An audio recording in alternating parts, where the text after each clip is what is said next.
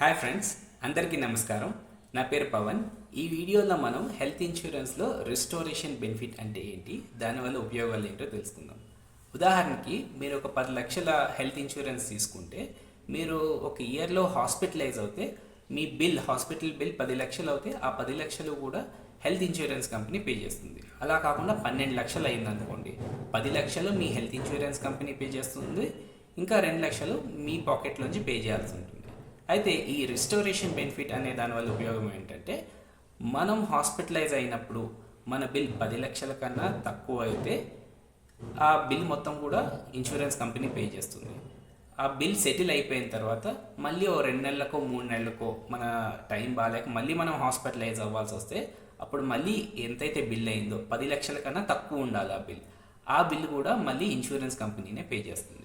అయితే కొన్ని ఇన్సూరెన్స్ పాలసీలు ఏంటంటే ఈ రెస్టోరేషన్ అనేది ఒక్కసారి మాత్రమే, సంవత్సరానికి ఒక్కసారి మాత్రమే అవుతుంది.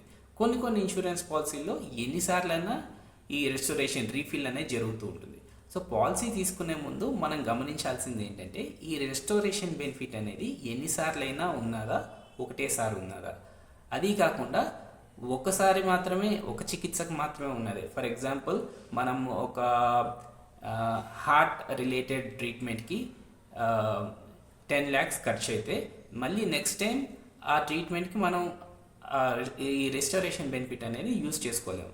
వేరే ఏదైనా ట్రీట్మెంట్కి అయితేనే యూజ్ చేసుకోగలం.